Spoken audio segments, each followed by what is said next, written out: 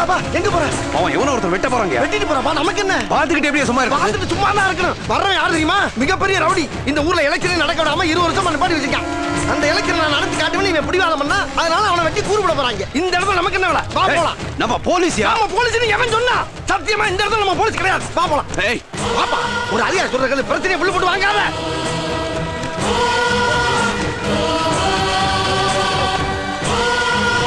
ஐயோ, என்னைய மாதிரியே எல்லாரும் நினைக்கிறானே. வா. அண்ணா என்ன தெரியாம செஞ்சிருந்தா என்ன விட்டுருங்க அண்ணா. அண்ணா என்ன விட்டுருங்க, நான் ஊரை விட்டு ஓடிடுறேன் அண்ணா. அண்ணா என்ன விட்டுருங்க, நான் ஓடிடுறேன் அண்ணா. இந்த தொகுதியில எப்படியாவது எலெக்ஷன் நடத்தணும்னு சுப்ரீம் கோர்ட்ல மனு போட்டு தேர்தல் கமிஷனரை வர வச்சேன்.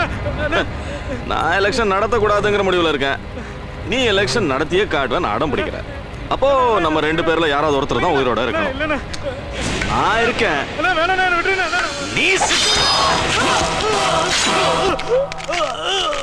ஒரு ஆள் வெட்டினா கொலை, கூட்டமா சேர்ந்து வெட்டினா கலவரம். போய் வெட்டுங்கடா.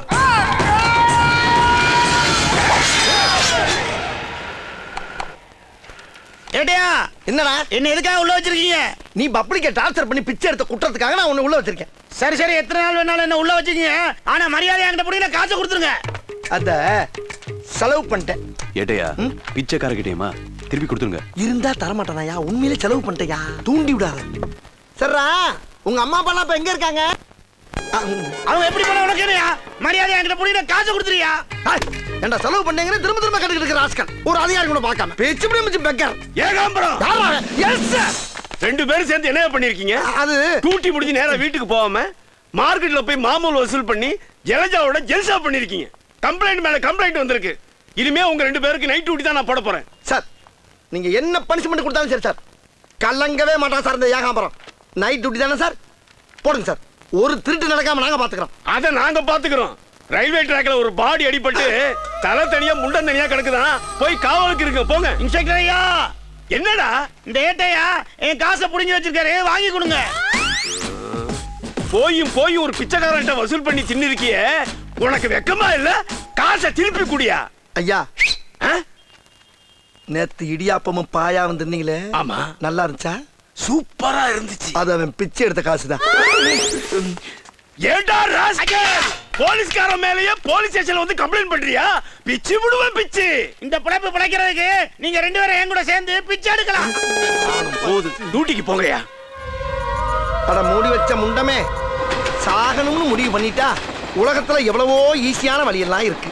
ஒரு பிராந்திய வாங்கி அதுல விஷத்தை ஊத்தி படக்குன்னு குடிச்சோம்னா உசுறு லொடக்குன்னு போயிடும். சரி, அதுவும் இல்லையா, ஒரு பாட்டில் தூக்கு மாத்திரையை வாங்கி விசிக்குன்னு போட்டோம்னா பொசுக்குன்னு போயிடும். இதெல்லாம் விட்டுவிட்டு தண்டவாளத்தை கொண்டாந்து தலையை விட்டு 2 துண்டாகி எங்க வாழ்க்கையில் என்ன விளாடுற செத்து போன மூதேவி. அது அவன் தலையெழுத்து. என்ன இப்படி நடக்குது? காக்கா வலிப்பா? ஏன் காக்கா வலிப்பில்லப்பா, பயத்துல நடக்குதுப்பா. நீங்க பயந்து நான் பார்த்ததே இல்லையே. அதெல்லாம் நிறைய பயப்படுவேன். வெளியே தெரியாம சாமத்தியமா மண்ண பண்ணாலும் உங்களுக்கு தெரியல. அப்புறப்பா தயவு பண்ணி நான் வைக்கிற சரக்கு விஷயத்த வெளியாட்ட சொல்லிடாத. நான் சொல்ல மாட்டேனே. தேங்க்யூப்பா. உங்க முகர கிட்ட பார்த்தாலே தெரிஞ்சிடும். சரி, எனக்கு ரொம்ப பசிக்குது. போய் ஏதாவது சாப்பிட்டு உங்களுக்கு பிரியாணி ஏதாவது கொண்டு. ஐயோப்பா, பாத்தியா தாயா பிள்ளையா அப்படின்ட்டு இந்த மாதிரி நேரத்தில் கழிட்டு போறேன். என்னப்பா நியாயம்? யாரு நீ? தாய் நான் பிள்ளையா? பணத்தை பார்த்த உடனே ஏன் வளர ஆரம்பிச்சிட்ட? பீதியா இருக்குப்பா. சரி, நீ ஆம்பளை தானே? ஆம்பளை தானடா? ஆமாப்பா. பேசாம இரு, கைடுறா. தைரியமா இரு. அப்பா அந்த பேட்டுக்கு எதாவது கொடுத்து பாப்பா.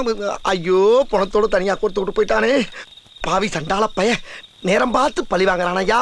கவர்மெண்ட் எதுக்குடா 2 போலீஸ் அனுப்புது? ஒருத்தருக்கு ஒருத்தர் ஒத்தாச்சியா இருக்கணும் தானா அனுப்புது.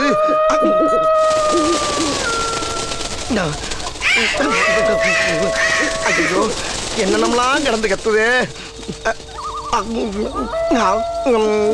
எங்க அப்பனே ஐயனாரே, கெட்டது எதே என் பக்கத்துல அண்டவிடாம பாத்துக்கிட்டீங்கன்னா உனக்கு கடா வெட்டி பொங்க வைக்கிறையா.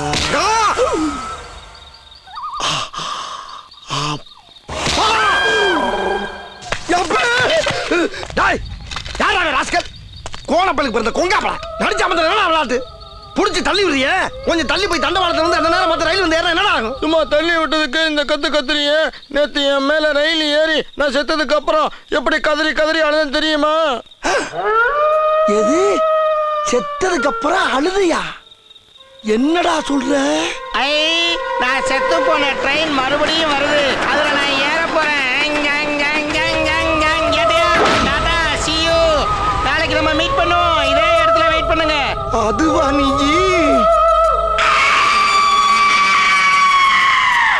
வர 24ஆம் தேதி நாச்சியார்புரம் தொகுதியில் எந்த பிரச்சனையும் இல்லாம எலெக்ஷன் நடக்கணும்.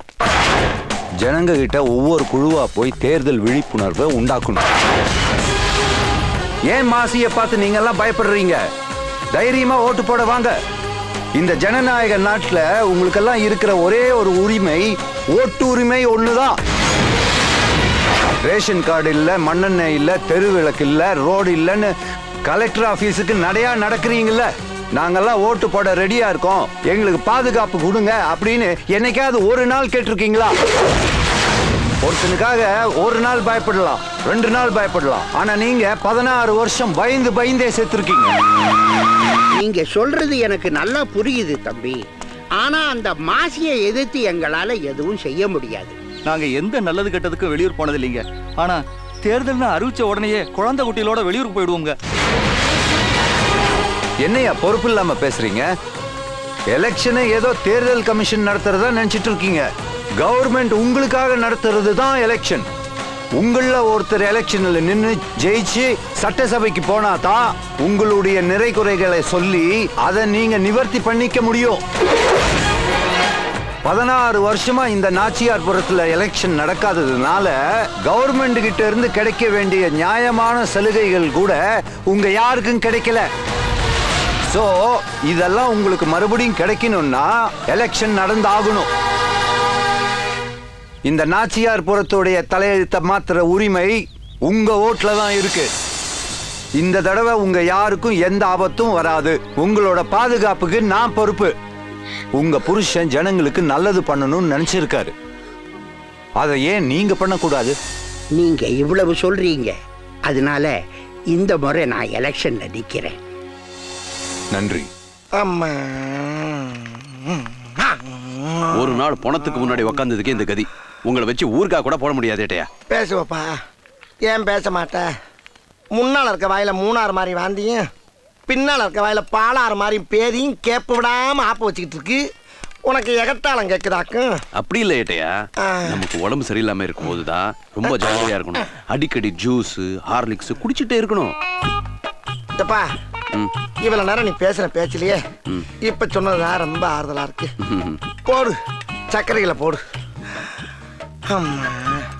இன்னொரு கரண்டி போடு. ஐயோ, ரொம்ப சர்க்கரை கூடாது, சர்க்கரை வியாதி வந்துடும். 1 hour ஒரு தடவை நாம பாடியில லிக்விட் ஏத்துக்கிட்டே இருக்கணும். மலை எவ்வளவு அருமையா ஆறுதலா பேசுறப்பா நீ. பேஷண்ட பார்க்க வர்ற ஒவ்வொருத்தரும் கை நிறைய பழத்தை கொண்டாந்து கொடுப்பாங்க. நீ பேஷண்ட் கிட்ட இருக்க பழத்தை பிடிங்கி ஜூஸ் போட்டு குடிக்கிறியே. உன்னெல்லாம் யார் இங்க வர சொன்னா?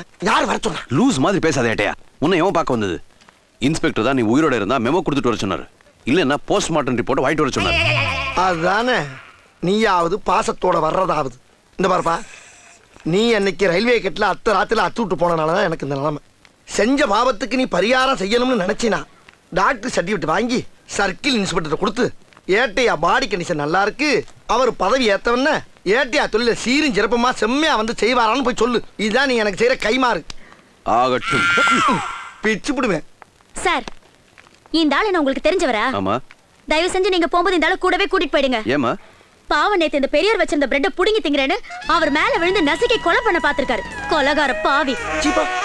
குத்துனா ஏயா? சும்மா. ஆமாப்பா, இந்த நாசமா போறவன கூட்டிட்டு போயிருப்பா. இவனை நம்பி ஒரு பொருளும் வைக்க முடியல. இப்படி திரும்பி பாக்குறதுக்குள்ள திருடி தின்னுட்டு போயிடுறான். அவன் வச்சிருக்கிறது வயிறா வண்ணா சாலான்னு தெரியல. இது கூட பரவாயில்லைங்க. பச்சை குழந்தை குடிக்கிற பாலை இந்த படுபாவி பையன் ஃபீடிங் பாட்டிலோட புடுங்கி குடிச்சிட்டாங்க. என் குழந்தை ராத்திரி எல்லாம் பால் பாலுன்னு அழுதுகிட்டே இருந்துச்சுங்க. ஆனா இவன் குரட்டை விட்டு தூங்கிட்டு இருக்கான். பிச்சைக்கார பையன். சும்மா இருக்க மாட்டேங்க. வந்தவன் கரெக்டா வாங்கி கொடுத்தானா நான் அவங்கள்ட்ட பிடிக்கிறேன். பெரிய கம்ப்ளைண்ட் பண்றாளுங்க. அவனோட பெரிய அதிகாரி நான் தான். அவனை சொல்லி எந்த பிரச்சனையும் இல்ல. பேசாம உட்காரு. என் சர்வீஸ்ல இந்த மாதிரி ஒரு கேவலமான ஜென்மத்தை நான் பார்த்ததே இல்ல சார்.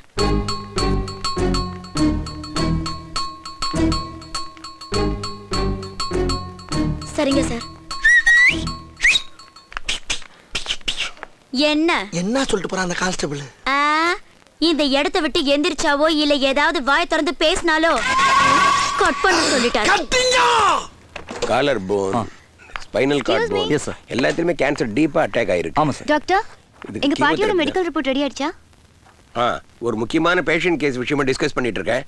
கொஞ்ச நேரம் வெளில உட்காருங்க, கொடுக்க சொல்றேன். Okay doctor.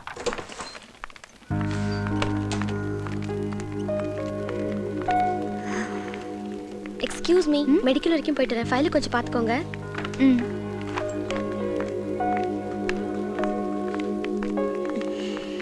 ஹாய். ஹாய்.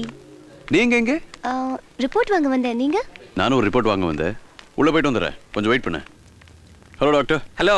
நம்ம ஏட்டையோட மெடிக்கல் ரிப்போர்ட்காக வந்தேன். அந்த ஏட்டா அந்த ஆள் என்ன பண்ணிடுறேன் சார்? இங்க இருக்கிற நர்ஸ் கிட்ட எல்லாம் அம்மா போல ஏட்டு விளையாட வான்னு கூப்பிடுறான். தயவு செய்து அந்த ஆள் சீக்கிரம் கூட்டு போங்க sir. Okay sir. Nurse sir, அந்த ஏட்டு ஏகாம்பரத்தோட ரிப்போர்ட்ல கொஞ்சம் சீக்கிரம் வந்தாங்க. Okay sir. டாக்டர், இன்ஸ்பெக்டர் பொண்ணுக்கு எல்லா செக்கப்பும் பண்ணியாச்சு. இந்தாங்க ரிப்போர்ட். அந்த பொண்ணுக்கு கேன்சர் இருக்கிற விஷயத்தை அவகிட்ட சொல்ல வேண்டாம். பாவம் ஃபீல் பண்ணுவாங்க. வெறும் அல்சர் தான், மாத்திரை மருந்து சாப்பிட்டா சரியா போயிடும் அப்படின்னு சொல்லிடுங்க. ஓகே. விஷயத்தை அவங்க பேரண்ட்ஸ்ட்ட பேச. Okay doctor. டாக்டர், யாருக்கு கேன்சர்? வெளியில லைஃப் தொலைச்சிட்டு ஃபைல பார்த்துட்டு இருக்காளே இன்ஸ்பெக்டரோட பொண்ணு, அவளுக்கு தான் கேன்சர். டாக்டர், தனக்கு இப்படிப்பட்ட ஒரு கொடுமையான வியாதி இருக்குன்னு அந்த பொண்ணுக்கு தெரியுமா டாக்டர்?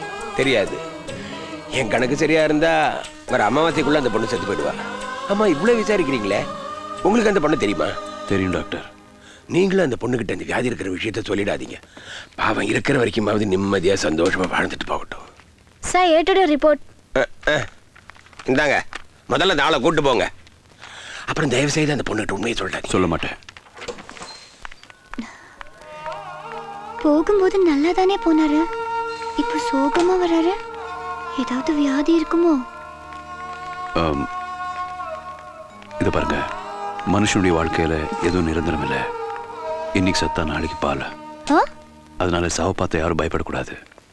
யாரு? எல்லாரும் தான். ஏன் நீங்களும் தான். நான் ஏன் பயப்படணும்? நீங்களும் அந்த பொண்ணுகிட்ட அந்த வியாதி இருக்கிற விஷயத்த சொல்லிடாதீங்க. பாவம் இருக்கிற வரைக்குமாவது நிம்மதியா சந்தோஷமா வாழ்ந்துட்டு போகட்டும். நான் குவார்டர்ஸ் தான் போயிட்டு இருக்கேன். உங்களை அப்படியே ட்ராப் பண்ணிட்டா? எனக்கு கொஞ்சம் வேலை இருக்கு, நான் அப்புறமா வரேன். நீங்க போங்க. ஜாக்கிரதை. ஹலோ, நீங்க பார்த்து பத்திரமா போங்க. ரொம்ப நல்ல பொண்ணா இருக்காளே. ஐயோ பா.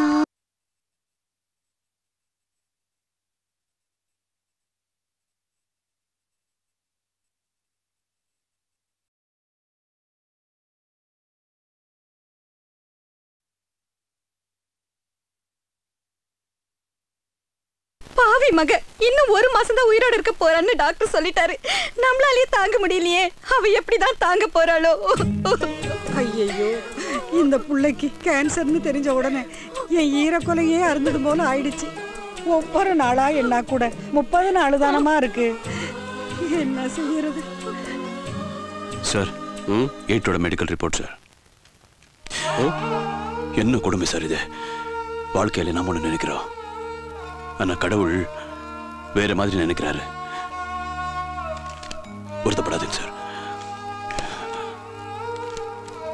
இவன் ஏன் இவ்வளவு சோகமா பேசிட்டு போறான்?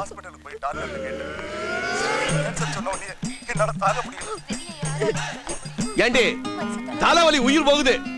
காபி கேட்டு 2 மணி நேரம் ஆச்சு. கொஞ்ச நேரம் இருங்க. சும்மா தொணன்னு பேசிக்கிட்டு. இப்பதான் பிளாஷ்பேக்கே ஸ்டார்ட் ஆகுது. நான் காபி கேட்கறது உனக்கு முக்கியமா தெரியல, பிளாஷ்பேக் முக்கியமோ? அவனுக்கு வேற வேலை இல்லம்மா. சுடுதண்ணிய கலை கொடு. கருவா பையன் நிம்மதியா சீரியல் பார்க்க விடுறானா? முதல்ல அந்த கழுவி தலையில கல்ல தூக்கி போட்டு கொல்லணும்.